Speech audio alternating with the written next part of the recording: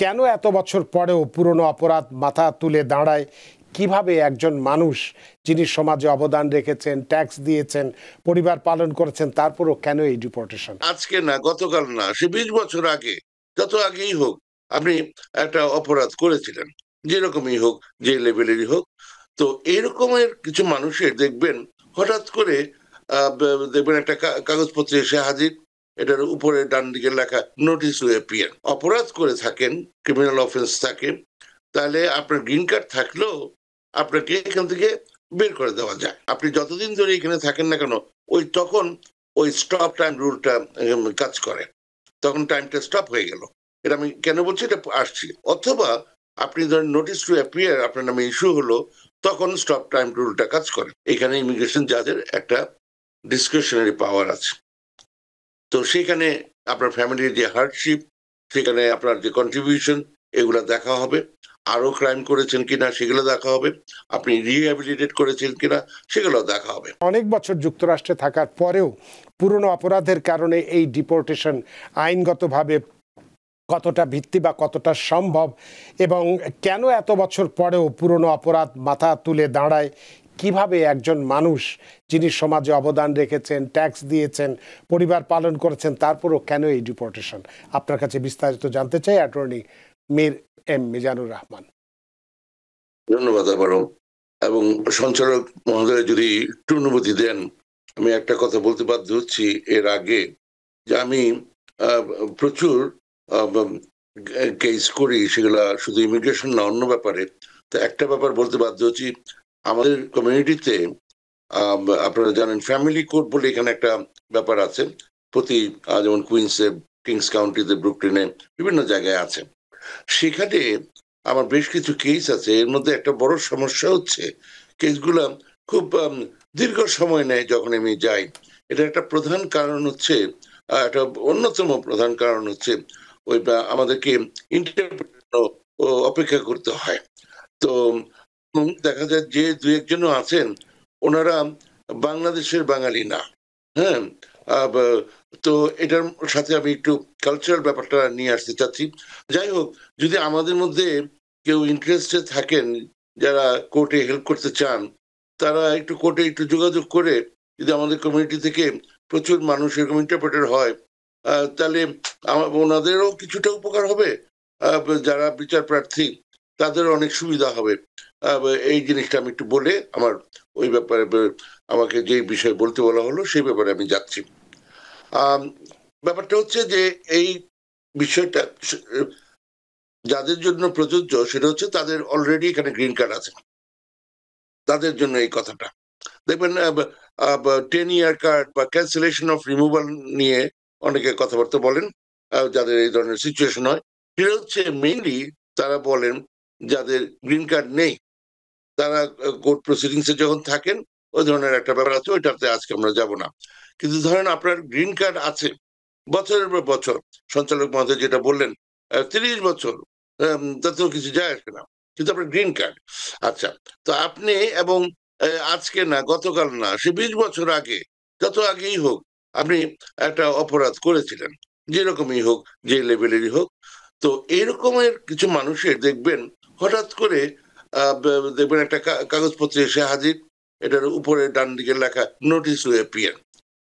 তো এটা সাধারণত আমরা দেখি যারা নতুন এসছেন, বর্ডার ক্রস করে ওখানে ধরা পড়েছেন, কি অ্যাসাইলাম অ্যাপ্লিকেশন ফাইল করেছিলেন, সেখান থেকে এই জিনিসটা ঘটতেছে, charging document to take them to the court. আচ্ছা, কিন্তু গ্রিন কার্ড আছে এমন সব অনেক ভাই বোনের জন্য এটা একটা উদ্ভট যে এরকম ঘটতে পারে।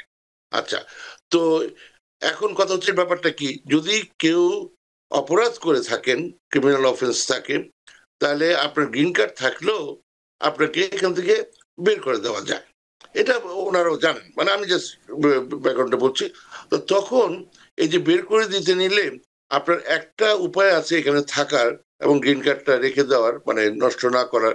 সেটা হচ্ছে আপনার যখন কোর্টে আপনি প্রসিডিংসে গেলেন, সেখানে যাদের কাছে একটা অ্যাপ্লাই করা যায়, যেটা বাইরে অন্যখানে করা যায় না, কিন্তু যাদের কাছে করতে হয়, সেটা হচ্ছে ইউআইআর 42A। আমরা যেটা যে শুনি, যারা গ্রিন কার্ড নেই তার জন্য ইউআইআর 42B। কিন্তু আপনাদেরটা হচ্ছে 42A। আচ্ছা, এটা জন্য যেটা হয় কিছু টাইম লাইনের ব্যাপার আছে। তো সেখানে প্রধান যে জিনিসটা আপনাদের খেয়াল রাখতে হবে, ধরেন কোনো একটা অপরাধ করেছিলেন, সেই অপরাধটা যে সময় করা হয়, হ্যাঁ, আপনি যতদিন ধরে এখানে থাকেন না কেন, তখন ওই স্টপ টাইম রুলটা কাজ করে, তখন টাইমটা স্টপ হয়ে গেল। এটা আমি কেন বলছি, এটা আসছি। অথবা আপনি ধরেন নোটিস টু অ্যাপিয়ার আপনার নামে ইস্যু হলো, তখন স্টপ টাইম রুলটা কাজ করে। এই দুইটা সময় হয়। আচ্ছা, সেটা কি? তো এই যে আপনি একটা অপরাধ করলেন, হ্যাঁ, এবং বা আপনার নামে নোটিস টু অ্যাপিয়ার জারি হলো, এটা দিয়ে আপনার এই টাইমটা যখন হলো, সেখানে দেখাতে হবে যে আপনার অ্যাটলিস্ট 5 বছর ধরে আপনার পার্মানেন্ট রেসিডেন্স আছে, এবং লিগালি আপনি টোটাল অ্যাটলিস্ট 7 বছর ধরে এই দেশে আছেন। ধরেন আপনি F1 স্টুডেন্ট, ওইভাবে আছেন, কি টু ইনভেস্টার, এভাবে করে আছেন। তো ওগুলা নন ইমিগ্রেন্ট ভিসা হলো, আপনার লিগালি আপনি আছেন। তারপর আপনি গ্রিন কার্ড পেলেন, সেখান থেকে 5 বছর, আর টোটাল হচ্ছে 7 বছর ধরে আপনি এখানে আছেন, এটা দেখাতে হবে।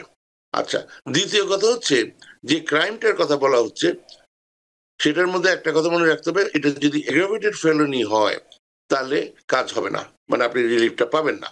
এবং সেটা কি, এমন কোন ক্রাইম যদি করে থাকেন যার সাজা 1 বছর বা তার বেশি হতে পারে, তাহলে এটাকে এগ্রাভেটেড ফেলনি বলে, এবং তাহলে আপনি এই রিলিফ পান না। ছোটখাটো অপরাধের জন্য, হ্যাঁ, এরকম হচ্ছে। ইভেন এই গত 2 মাস আগেও আমার ক্লায়েন্টকে রেখে দিল। কি ব্যাপার, ওনার বহু আগে একটা ড্রাঙ্ক ড্রাইভিং এর ব্যাপার ছিল, এবং সেটা এমন ভাবে শেষ করা হয়েছিল যে এটা ইভেন ক্রিমিনাল অফেন্স না, তারপর ওনাকে রেখে দিল। এই আছে তো আছেই। 4 মেয়ে এখানে জন্ম, 300-400 লোক তার কাজ, 6টা বিভিন্ন স্টেটে 6টা আছে, কি জানি বলেন, সুপার মার্কেট আছে, এই যে সঞ্চালক মহোদয় যেটা বললেন, ট্যাক্স দিচ্ছে, এমপ্লয়মেন্ট জেনারেট, বহু কিছু কন্ট্রিবিউট করতেছে, তাতে কিছু যায় আসে না। ছোট্ট একটা অপরাধ, এবং সেটা একটা ওই যে ডিএমবি, মানে মোটর ভেহিকল অপরাধ, এমনি নর্মাল কোনো মারামারি না, কাটাকাটি না, এটা না। এবং এমন ভাবে জিনিসটা, হ্যাঁ, এর মধ্যে উনি ড্রাঙ্ক ছিলেন, কিন্তু এমন ভাবে জিনিসটা করা হয়েছে, এটা মোটর ভেহিকল হচ্ছে অফেন্স, এটা রেগুলার কোনো ক্রিমিনাল অফেন্স না, তারপরে এই জিনিসটা হয়েছে। তো যাই হোক, তো কিন্তু যদি এটার এমন কোনো সাজা হয় যেটার 1 বছর বা তার বেশি সাজা হতে পারে, তাহলে আপনি কোয়ালিফাই করেন না। তাহলে কি দাঁড়ালো, আপনার 7 বছর ধরে এখানে রেসিডেন্স আছে, তার মধ্যে অ্যাটলিস্ট 5 বছর আপনার গ্রিন কার্ড আছে, আপনার সাজাটা বা যে ক্রাইমটা সেটা এমন কিছু না যার জন্য 1 বছর বা তার বেশি সাজা হতে পারে। এগুলো দুইটা। আর এগুলো করার পরে যে জিনিসটা আসতেছে, তারপরও যে এখানে ইমিগ্রেশন জাজের একটা ডিসক্রিশনারি পাওয়ার আছে। তো সেখানে আপনার ফ্যামিলির যে হার্ডশিপ, সেখানে আপনার যে কন্ট্রিবিউশন, এগুলো দেখা হবে। আরো ক্রাইম করেছেন কিনা সেগুলো দেখা হবে, আপনি রিহ্যাবিলিটেট করেছেন কিনা সেগুলো দেখা হবে।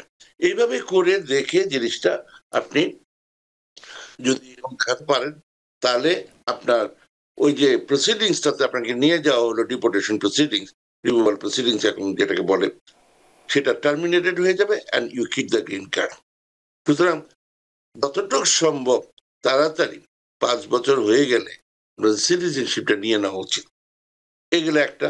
আর যদি তা না হয়, যদি কোনো ক্রাইম করে থাকেন, প্রথম কথা হচ্ছে, ধরেন আপনি একটা করেছেন, আপনি এখনো বিপদে পড়েননি, কিন্তু ক্রাইমটা করেছেন আপনি জানেন, হ্যাঁ, মনে আছে, আপনি সামহাও ওই কাগজপত্রগুলো জোগাড় করেন, পুলিশ রিপোর্ট, তারপরে কি যেন বলে যে আদালতের যে সার্টিফিকেট, কোর্ট ডিসপোজিশন, এগুলো জোগাড় করেন, করে আপনি, এইটাই যদি একমাত্র অপরাধ হয়, জিনিসটা কিছুটা ভালো। তারপর আপনি যে রিহ্যাবিলিটেট করেছেন, এই ব্যাপারে আপনি কিছু কাজকর্ম করতে পারেন, কমিউনিটি সার্ভিস আছে, বিভিন্ন ধরনের ভালো কাজ করেছেন, পড়াশোনা আছে, আপনার আপনার ফ্যামিলি সিচুয়েশন, বাচ্চা কাচ্চা আছে, এখানে জন্ম হয়েছে, বা অন্যান্য family member green card holder citizen আছেন, বাবা মা আছেন, এই যে এরকমের যে জিনিসপত্রগুলো, এগুলা রেডি করেন। কারণ আমরা অনেকেই জানি যে এখানে যারা ইলিগাল তাদেরকে ধরতেছে, ভালো কথা, হ্যাঁ। তারপরে ইভেন একটা জিনিস একেবারেই ছিল না, হ্যাঁ, আইনগত ব্যাপার থাকলো, যে ধরেন আপনার সামনে একটা কোর্ট ডেট আছে, আপনি রিমুভাল প্রসিডিংসে আছেন, আপনার রেগুলার আপনি অ্যাসাইলাম অ্যাপ্লিকেশন ফাইল করেছেন, আপনার ইন্টারভিউ হয় না, আপনি ইন্টারভিউ দিতে গিয়েছেন, এই গতকালের কথা, ইন্টারভিউ দিতে গেছে, সেখান থেকে তাদের ধরে রেখে দিয়েছে। হ্যাঁ, এবং আজকে জ্ঞানে রাখে, কালকে জ্ঞানে রাখে, তারা ঠাউরই করতে পারতেছে না যে উনি কোথায় আছে। তারপরে যে আমরা মানে আমরা তাকে সেটেল ডাউনই করা যাচ্ছে না। এইভাবে করে যারাই এইখানে মানে প্রপার স্ট্যাটাসে নাই, তাদেরকে যদি যে কোনো সময় ধরে, যদি আপনার অ্যাসাইলাম অ্যাপ্লিকেশন পেন্ডিং আছে, কোর্ট ডেট আছে, রিমুভাল প্রসিডিংস আপনি কোর্টের জুরিসডিকশন আছেন, তারা ডিটেইন করতে পারে। তো এটা তো গেল একটা। কিন্তু যাদের গ্রিন কার্ড আছে তাদেরও এই সমস্যাটা হতে পারে। ফলে এখন থেকেই সাবধান থাকতে হবে, কারণ কেউ তার বলে কয়ে ক্রাইম করেন না, আপনারা শিওর এটা এটা করেন না, কিন্তু যদি এরকম বিপদে পড়ে যান, আরেকটা জিনিস করতে হবে, মাস্ট, যে এটাকে এমন ভাবে মানে প্রি ডিলটা করতে হবে যাতে করে ইভেন যেমন নিউ ইয়র্কে একটা ব্যাপার আছে যে ভায়োলেশন আন্ডার সেকশন 240-20, যদি আপনি ওটাতে নিয়ে আসতে পারেন, formally you do not even have to claim বা বলতে হবে না যে আপনি কোনো ক্রাইম করেছেন, এই ধরনের। তো এইভাবে করে আপনারা যদি একটু সাবধান হন ভালো হবে, বিকজ এটার আন্ডারেও যদি এরকম প্রচুর মানুষজন গ্রিন কার্ড আছে, আমি অবাক হব না। এই হচ্ছে কথা। ধন্যবাদ।